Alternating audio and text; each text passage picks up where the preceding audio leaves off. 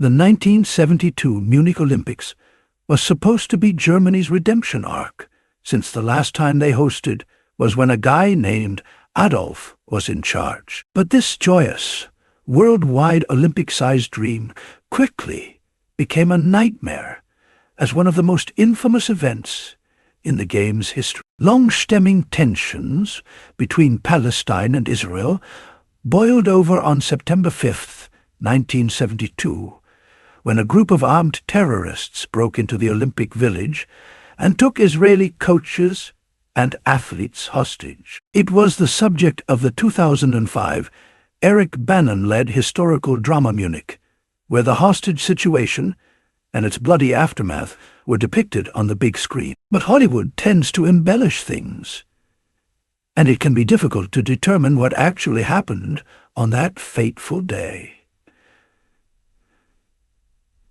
So today, we're marathoning the true story of the Munich Olympics. But before we go for the gold, make sure to subscribe to the Weird History channel.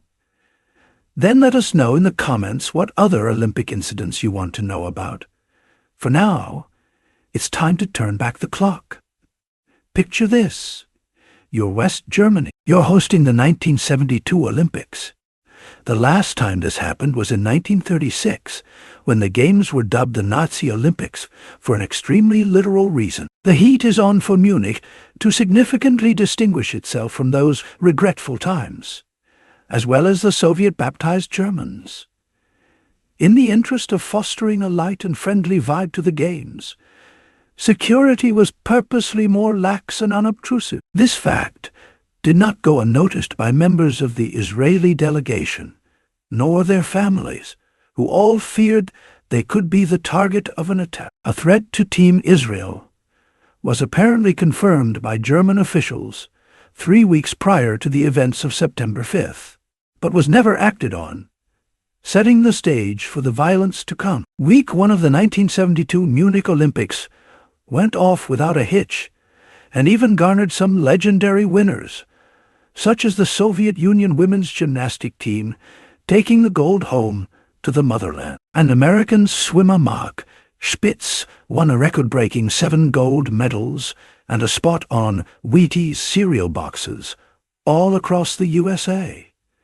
But Spitz's victory was only hot news for a few hours before chaos erupted. In the early hours of September 5th, 8 members of the Palestinian militant group Black September disguised themselves in ski masks and snuck into the Olympic Village with one destination in mind: the rooms where the Israeli delegation were sleeping. Black September had ties to Fatah, who in turn was part of the Palestinian Liberation Organization, whose ultimate goal was to eliminate Israel to establish a Palestinian state. They figured the best way to go about that was to commit acts of terror and violence against Israeli, American, and European targets, whom they viewed as the architects of their oppression. And a good way to get the most eyes on their issue was to invade the most watched sporting event in the world. Once the terrorists figured out which apartments the Israeli delegation was staying in, they attempted to force their way inside. Wrestling Judge Josef Gutfreund attempted to block the door, while weightlifting coach Tuvia Sokolovsky left barefoot out the bedroom window to escape. 2 members of the delegation, weightlifter Joseph Romano and wrestling coach Moshe Weinberg, attempted to fight back against the terrorists, but were ultimately shot as an example to the rest of the team not to try any more heroics. By the time Black September took control of the apartments, they had taken 9 athletes and coaches as hostages. Approximately 30 minutes after the launch of the attack, the terrorists released their list of demands. The hostages were being used to ransom the release of 328 Palestinians and non-Arabs imprisoned in Israel, including 2 German militants, Andreas Bader and Eureka Meinhof. Authorities were given 4 hours to decide on their response, or else hostages would start being eliminated one by one with a final deadline of 9 o'clock a.m.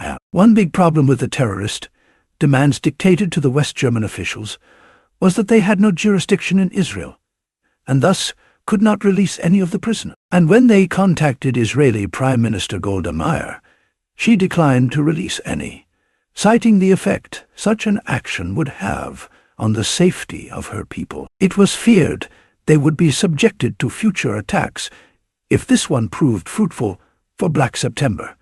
West German officials struggled to negotiate further without Israel accommodating the demands. Instead, Germany offered large sums of money in place of prisoner release. All the terrorists had to do was name their price, but they weren't interested in money. The price remained more than 200 Palestinian prisoners in exchange for the 9 hostages. While negotiations had technically failed, the terrorists did agree to push the deadline a few hours. This gave authorities the time to clandestinely orchestrate a number of unsuccessful rescue attempts. However, with somewhere in the neighborhood of 4,000 Olympic reporters and several TV crews filming at the time, any attempts to save the hostages were being watched in real time by the terrorists. The games were forgotten for the moment when the hostage situation took the main stage to around 1 billion people watching all over the world. The terrorists had indeed gotten the coverage they wanted. With Israel standing firm on its policy of no negotiating with terrorists, the prisoner release was simply never going to happen, barring some kind of miraculous change of heart. However, negotiators did manage to get the militants to agree to a deal. The terrorists agreed to leave the Olympic Village with the hostages to board a plane destined for Cairo, Egypt, where they would continue negotiations. Escaping with their lives, a free trip to Egypt, and the hostages seemed like a pretty sweet deal. The terrorists hadn't secured the release of any prisoners, but in their minds they had brought attention to their cause and could continue negotiations. Plus, they had very few other options. So, Black September accepted. Here's the deal about the whole plane to Egypt, deal the West German authorities offered. It was a ruse, which you've probably already guessed if you've ever seen a movie. German authorities never planned on letting the terrorists walk away scot-free to transport hostages to another country. Instead, authorities would be stationed just out of sight around the airbase in order to ambush the militants and free the hostages. It was their last chance, but things went terribly wrong. When dropped into a tense life-or-death situation, most people like to think they'd be Rambo, heroically eliminating the bad guys and saving the day. But in reality, that is a tough thing to do, especially if you have to improvise. And at that time, German law enforcement, like other law enforcement agencies around the world, was not equipped or trained for counterterrorism or tactical policing. It wasn't even an idea at the time. So, for starters, the German officers assigned as sharpshooters had no sniper training nor any special equipment, including telescopic lenses or night vision. They didn't even have armored vests to protect the small amount of manpower they deployed for an operation that probably should have had more personnel. And the policemen who were to pose as pilots and crew members scuttled their plan at the last second for its implausibility and tactical disadvantages. This left the plane suspiciously empty. At 10 p.m., over 18 hours since the hostages were initially taken, Black September moved their captives into waiting helicopters, which flew them to Fürstenfeldbruck Air Base. Once they arrived, 2 of the hostage-takers scoped out the plane, where they discovered no pilots, a crucial component to their whole escape plan. Smelling trouble, the 2 headed back to the helicopters where authorities were waiting. Police fired at the terrorists, who returned fire, kicking off a volley that was chaotically repeated until after midnight. The shootout was a disastrous tragedy. The authorities' attempt to dispatch the 8 terrorists and save the 9 hostages failed. Some of the terrorists used their final moments to eliminate the hostages, some by gunfire, others from a grenade detonated inside one of the helicopters. When the dust had settled, the terrorists had slain 8 hostages, while a 9th died of smoke inhalation. Meanwhile, 5 of the terrorists were slain, and 1 German police officer lost his life. A few days later, on 8 September 1972, when the dust had settled from the whole ordeal, Israel decided to take military action. They attacked bases by air and ground in Syria and Lebanon in retaliatory attacks, aiming for targets allegedly associated with the Palestinian Liberation Organization. Israel's revenge bombing was successful in vanquishing around 200 PLO militants across 10 bases.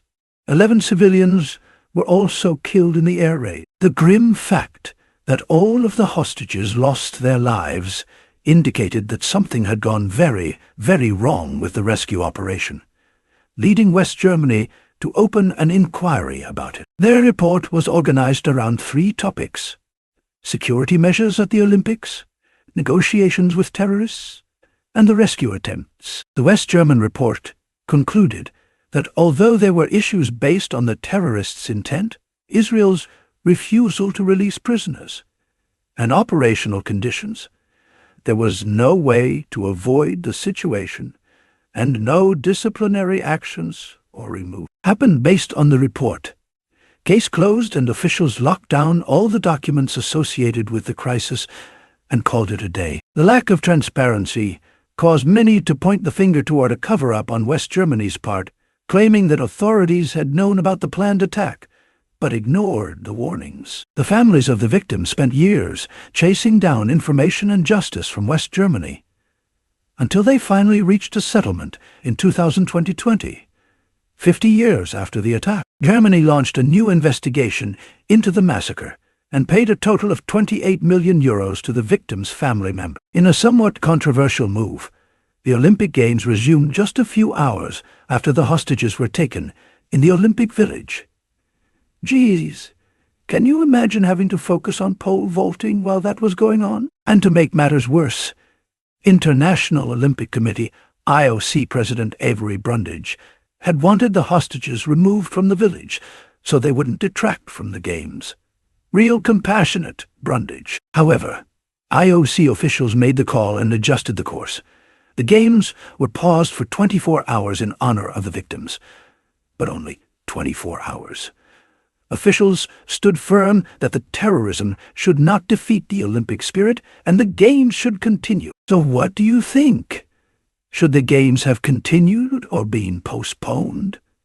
Let us know in the comments below. And while you're at it, check out some of these other videos from our weird history.